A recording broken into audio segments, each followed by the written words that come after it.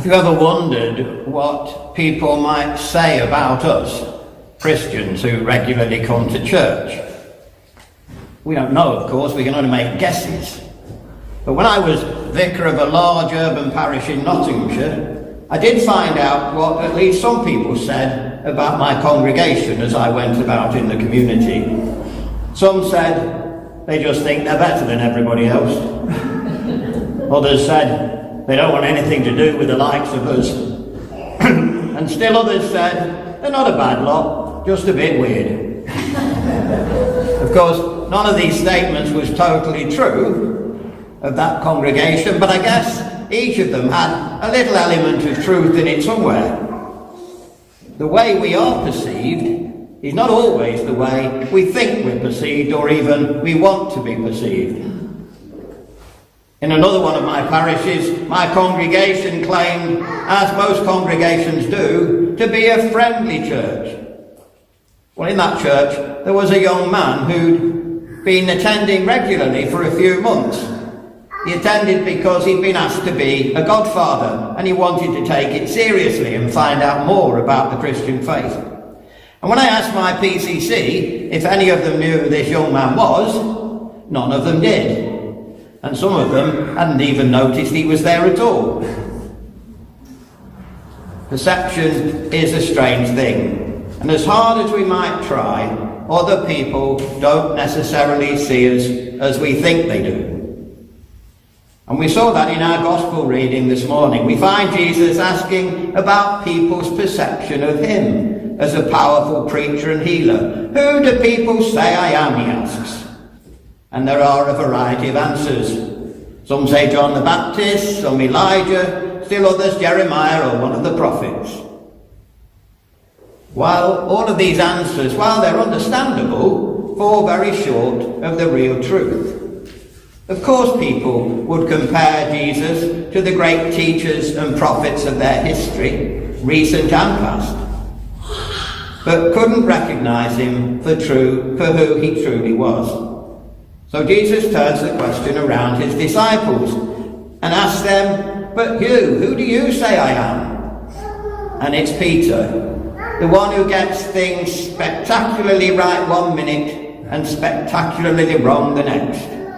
It's Peter who gives the answer, you are the Messiah, the Son of the living God. And his reward for this unique insight is to become the head and foundation of the church. He is the rock. He's given the keys to the kingdom of heaven and authority over all things. But if we read on just a little bit further in that gospel, we would have found Jesus explaining to his disciples that he was going to Jerusalem, where he'd have to suffer and ultimately die. And Peter, the great rock, says, this must never happen to you. And Jesus calls him Satan and a stumbling block.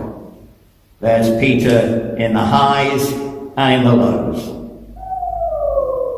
But if we ask this same question of our families, our communities, even our church congregations, what answer would we get? Who is this Jesus, is the key question. Many people, I suspect, would agree that Jesus was a good man who lived a long time ago and left us a good way of living. Once, when I was at a training event for governors of church schools, we were asked, what's good about the Christian faith? And my group answered, it's a good moral code. But I had to disagree.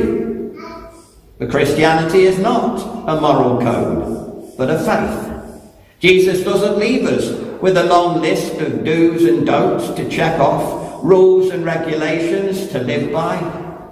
He left us a simple command, to love God with all our heart and our neighbour as ourselves, and to work out for ourselves what love means in each and every situation.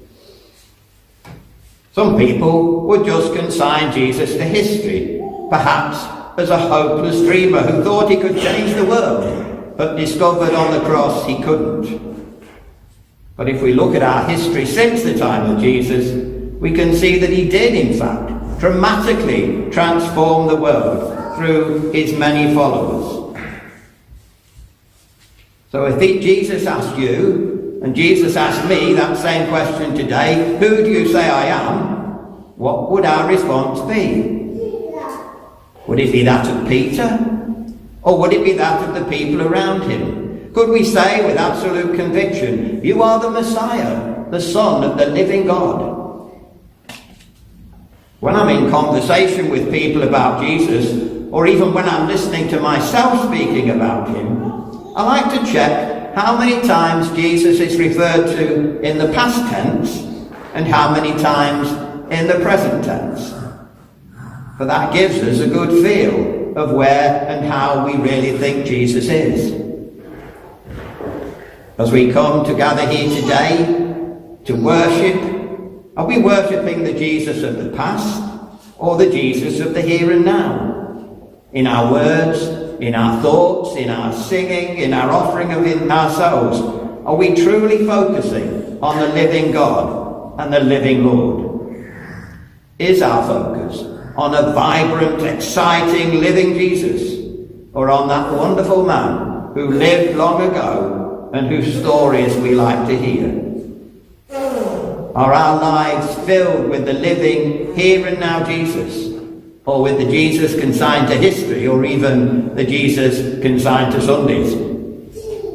These are the questions presented by our Gospel today. And specifically, who do you say that I am? And I want to end with a story about perception. This was a story I told first when I was preaching in Chester Cathedral, not something they were used to. A very faithful vicar died and went to heaven, and in the queue to get in front of him was a taxi driver. When the taxi driver got to Peter, Peter said, "Welcome, come in, have this gold robe and this gold staff." Well, the vicar observed this and thought, well, I'll be all right here. So he got to Peter, and Peter said, "Welcome, have this old cloth cloak and this rough wooden staff." And the vicar looked amazed and said, "Well, I've served you faithfully. I've served God all my ministry. How come that taxi driver gets gold and I get catty old things?" And Peter answered, "We only go on results here. When you preached, people slept. When he drove his taxi, people prayed."